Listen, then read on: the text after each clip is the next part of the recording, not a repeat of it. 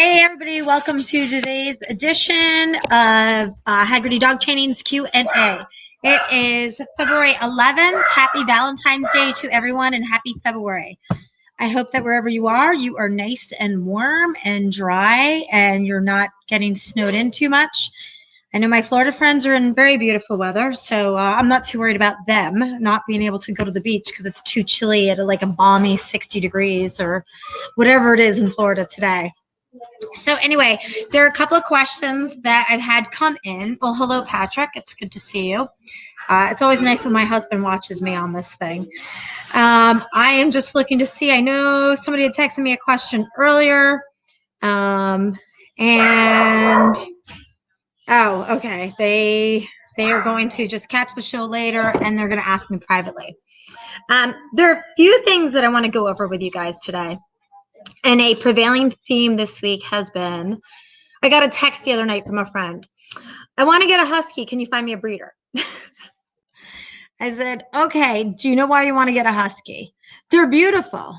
Okay. I said, you know, they shed a lot. They talk a lot. They're pretty active. Do you realize this? Well, what about a Basenji, she says to me. So I said, stop, hold up.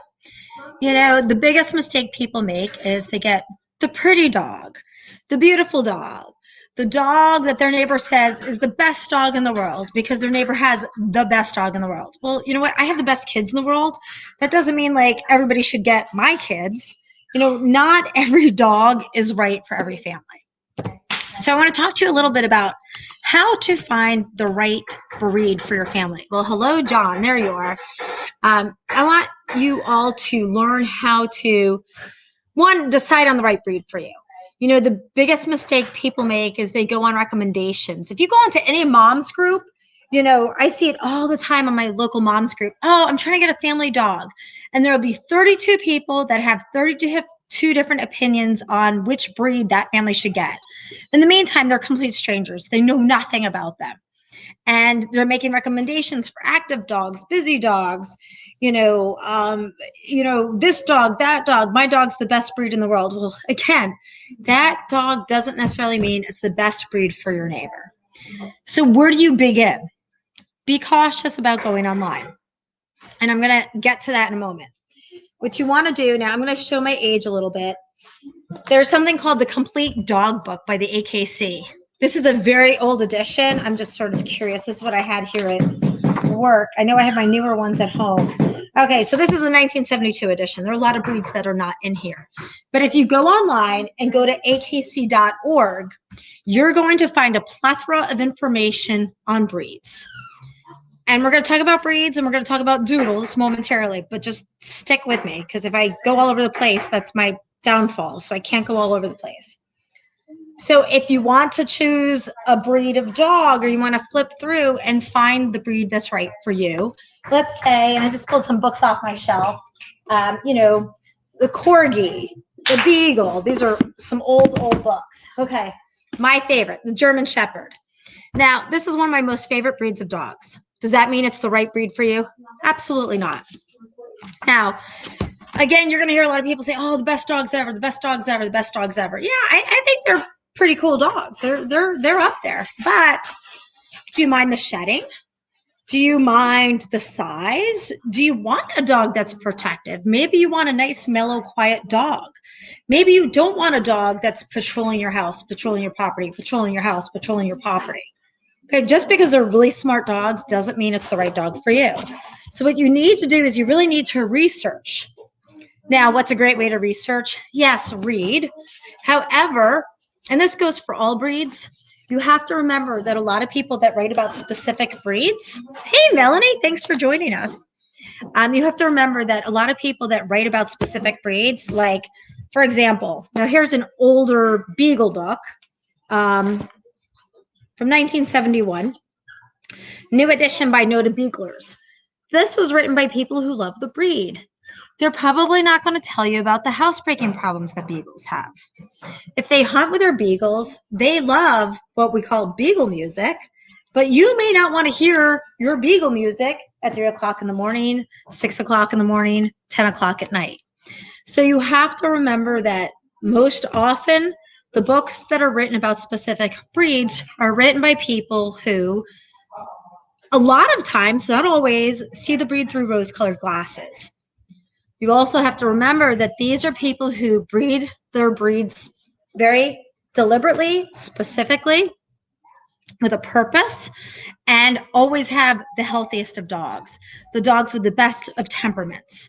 You're not going to get necessarily, let's say you want to get a lab, for example.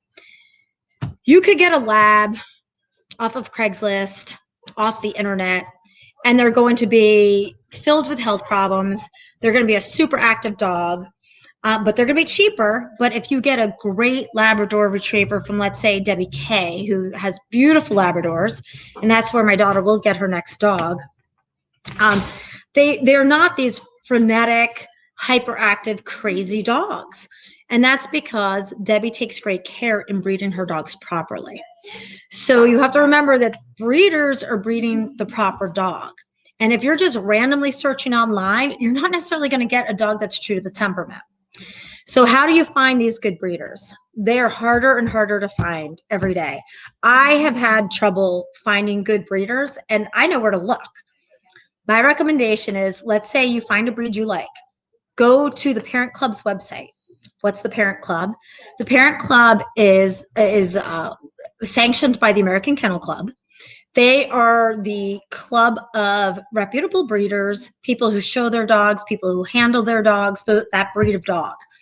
That is the best resource to go to find out health problems, to find breeders, to ask questions, to find out where you can meet these dogs. So let's say you want a poodle. You're going to type in, I believe the website's pca.org, but just do a Google search, Poodle Club of America, Beagle Club of America, German Shepherd Dog Club of America. And that's going to take you to the parent club. And you want to look on the website and make sure this is the AKC sanctioned parent club of this particular breed. Read about the health problems that breed has. And then you're going to know what questions to ask the breeders.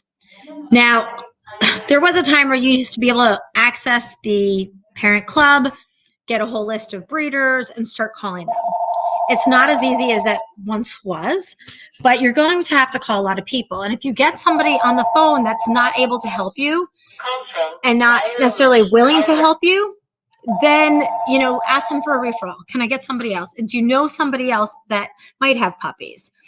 And you have to be aware that sometimes breeders are not always the most excited to talk to owners or potential owners. And that's a whole other topic that one of these days I'll get into. Excuse me. But you have to just be patient. Going online and just typing German Shepherd breeder is going to probably take you to a web page that's probably something like greatestgermanshepherdpuppiesever.com, and you can send them your credit card, you can wire them some money, and they're going to have these pictures of these beautiful little puppies, and one will be selected just for you. I would be very cautious about that. You want to find a breeder that is with the parent club. I have seen so many people get taken for so much money because they wire money.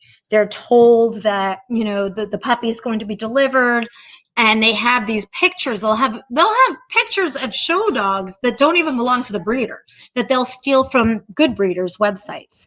So you have to be super, super careful. Start with the parent club. I cannot emphasize it enough. I have, over the years, many people say to me, well, why should I spend $2,500 with, Joe's exquisite, poodle show dogs when I can go someplace else down the street and spend $800 and get myself a poodle?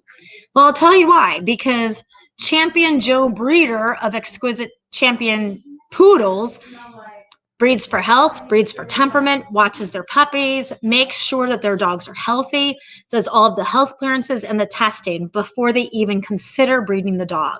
And there's a lot of research that goes into that dog's pedigree before the dogs are even bred. Good German Shepherd puppies out in the country that are $800, for example, those people are not testing the hips. They're not testing the heart. They're not getting their clearances on their eyes, etc. So these are the questions you have to ask. And, you get what you pay for. You want a healthy dog. Because I'll tell you what, you don't want a dog. I had a friend the other day who, her dog, I think, was 7 years old and he dropped dead. He had heart problems. And, in that particular case, I'm not really sure where she got her dog. I don't believe she got it from a dog breeder that had gotten health clearances. I'm guessing. I could be absolutely mistaken on that. But it certainly decreases the chance of having unhealthy dogs. Because you don't want to save $2,000 and then in 6 years you have to get your dog hip dysplasia, surgery for hip dysplasia. That's going to cost you thousands and thousands of dollars. You're better off spending the money now in the beginning. Now, I want to talk a little bit about doodles. We had clients in the other day with their Bernedoodle, and they said, nobody told us this breed was so active before we got it. Well, you have to remember, these doodle mixes, and that's what they are. They haven't had a type set. There's no standard of the breed. Therefore, you're going to have dogs that are all over the map as far as temperament goes. And if you're mixing something with a poodle, it's going to be active, most likely. And if you're mixing something with a lab, it's most likely active. And just because it has poodle in it doesn't mean that it's not going to shed. I've had so many owners who've said, oh, I got this doodle because they weren't supposed to shed, and I see his hair all over the place. Well, that's because you're buying a mixed breed dog. So unless that dog has been bred and bred and bred, and there's a standard to which the dog has to meet, you don't know what you're getting. So be super careful. Be careful on these websites that are saying, wire me money, PayPal me money. Your good old time breeders, they want cash, they want a check, they want a deposit. They have references. You can pinpoint where they live. You can call their vet and get information. And that is not a bad idea.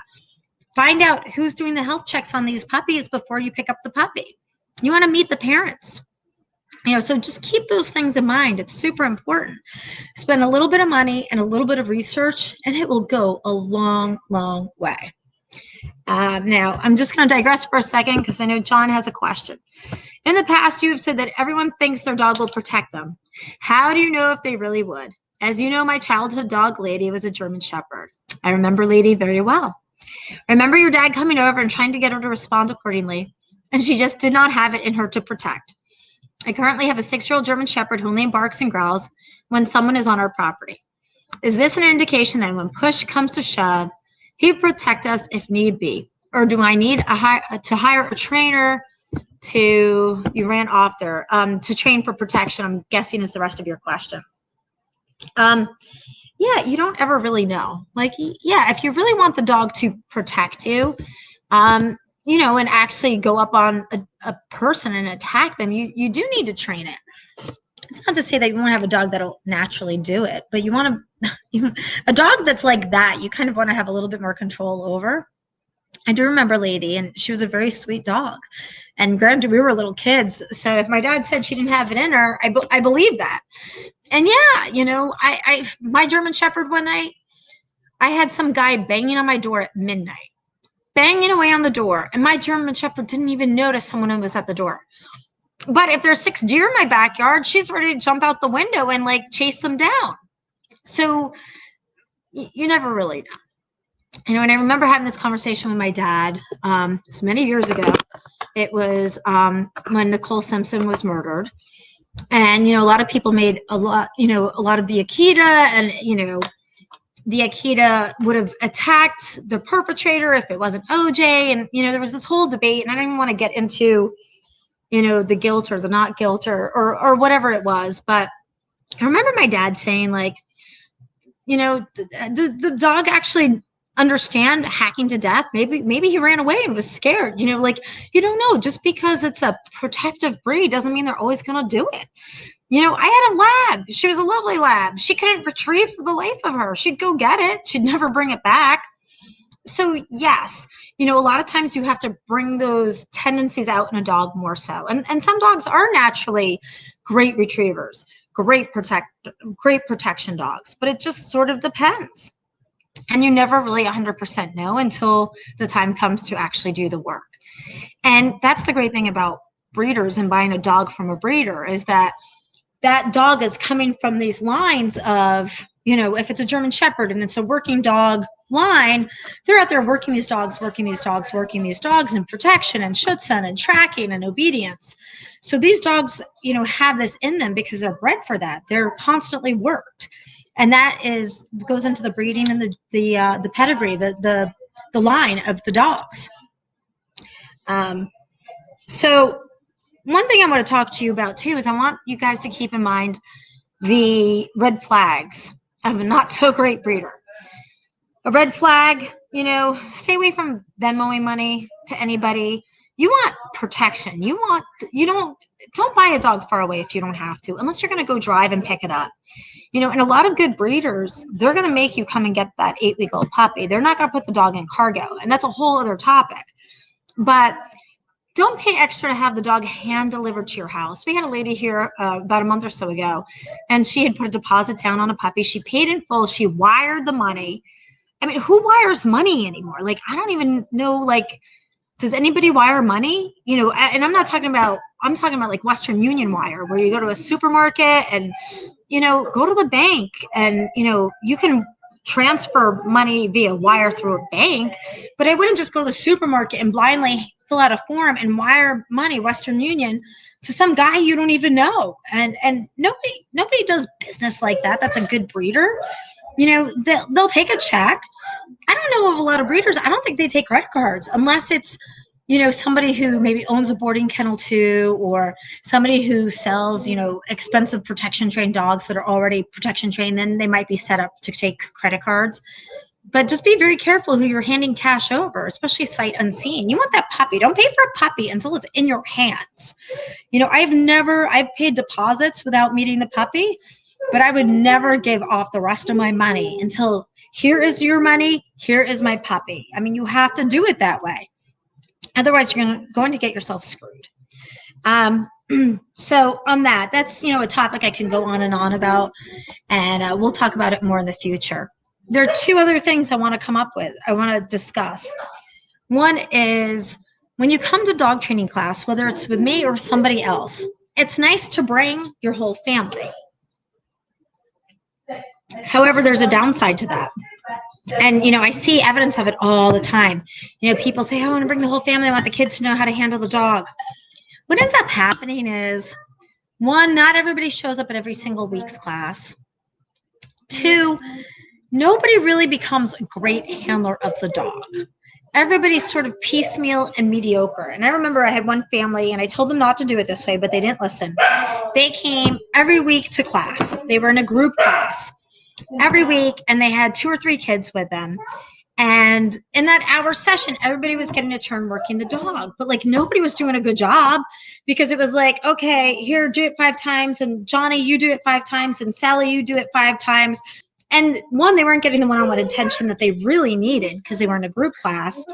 But 2, nobody was finessing their handling skills, because it was just kind of like quick, quick, quick. Okay, I got it. Quick, quick, quick. I got it. And that dog never really got to where it should have been, because everybody was working the dog, but nobody was learning or finessing their handling skills and getting far along with their dog. It was very piecemeal. And at the end of the 6 weeks, the dog was not nearly where it should have been. Had one person made the commitment to work with that dog for that entire hour of that session, and then gone home and practiced every single day, and then shown the family and let the family practice, then they would have been much better off, because, I had 3 or 4 owners there, or handlers, that were making the same mistake. So I kept correcting the same mistake on 4 or 5 different people. Whereas I could have finessed one person's handling skills much further, and the dog would have been much better along. And people always think like, oh, well, I want the dog to be good for everybody. If you have that dog trained properly and that dog is trained well, he's going to be better for everybody in the house, even if their handling skills are not that great. So my experience tells me you're better off having one handler that's really, really good, that does a really, really good job training that dog, than 4 or 5 people that kind of know what they're doing, but they really don't know what they're doing, because then you have a dog and his foundation is completely fractured.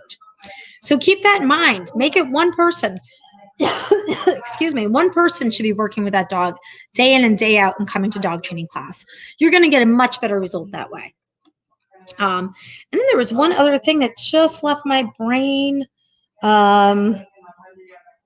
Oh my goodness, I can't believe I forgot what it was. And I hadn't written it down. Oh my gosh, I'm so embarrassed. Well, let me see if there are any other questions here.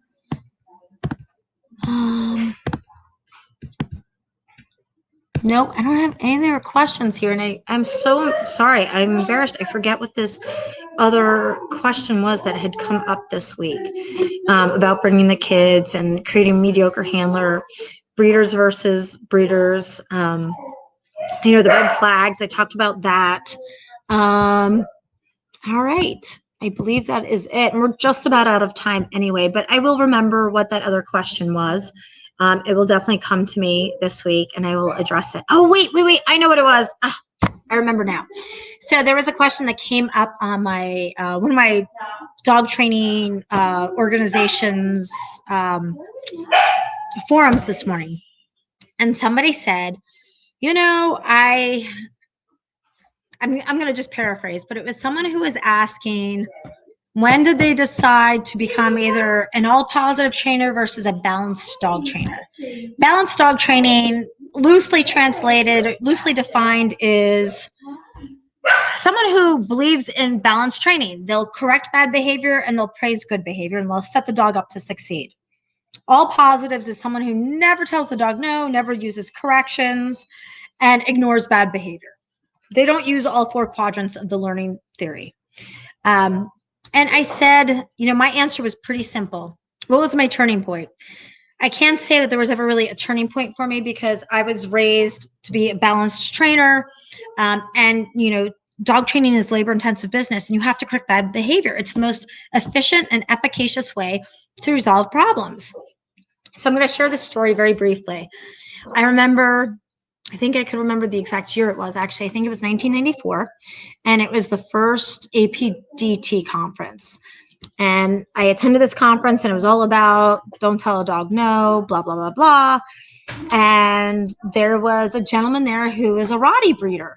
And he referred me to a family in Palm Beach. This is when I was living in Florida, to train their brand new Rottie puppy. And that puppy was about 10 weeks old. So when I spoke to the breeder said, I do not want any corrections on this dog. I said, okay. And I think I told this story a couple of weeks ago, but I'm going to tell it again since it came up.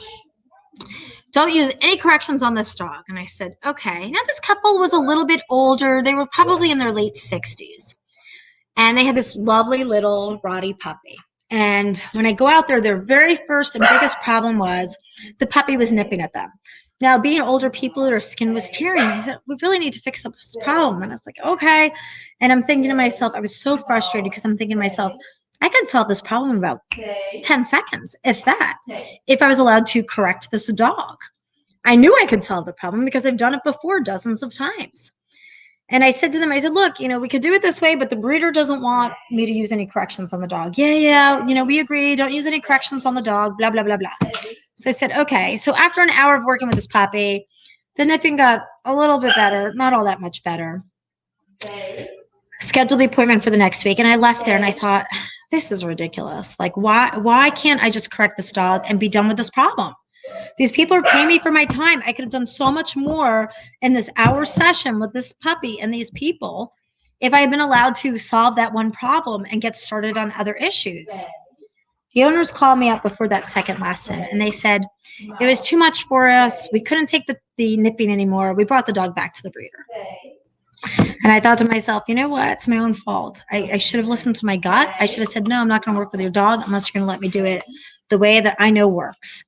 And you know what? Yeah, I'm sure that puppy found a lovely home. And, I'm sure those people maybe got another dog or maybe they didn't. But who won in that situation? Nobody won in that situation. The dog lost its home. That was a problem, and I failed those people. I failed those people because I should have said, no, we're going to correct this dog. And if you don't want me to correct the dog, then I'm not the trainer for you. So what happened was I spent an hour with these people. They spent their money with me. And it was a waste. It was a waste for everybody. The dog didn't learn anything. The owners probably didn't get another dog for a while if they ever did again. And, then the breeder had to take the dog back and find another home for it. So that is one of many reasons why, corrections are a good thing. They're not a bad thing. You just have to be fair and firm with it. And there's nothing wrong with it. It's the most efficient way to solve your problems. So to the person that asked that question today, that is my answer. All I'm doing, if I'm not delivering results quickly and efficiently, that dog's going to have to find another home. Owners are not going to be happy. They need to solve their problems today. They don't need to solve them in 6 months or a year. And why should they spend more money when they can spend less money and get faster results? Anyway, so that's my answer to that question. And I believe that is it. I just want to scroll down, make sure there are no other questions that I missed. Anyway, I want to thank you guys all for joining us. And I believe it's on the 27th. I am going to interview Kevin Gillum from Frolic Dogs in Virginia. Kevin's a great guy. I've known him for a long time. I can't say I know him very well, but he's a good friend of a very good friend of mine who owns Old Town School for Dogs in Virginia. And I can't wait to have Kevin on here. We're probably going to do it. I think he said he wanted to do it on the 27th, and it's going to be at nighttime. So it'll be an hour-long interview with Kevin Gillum, all about him and how he became involved in dog training. So I hope you stay tuned, and I will certainly give you more information on that in our next broadcast. Anyway, I hope you guys have a great day. Stay safe and stay warm, and happy Valentine's Day.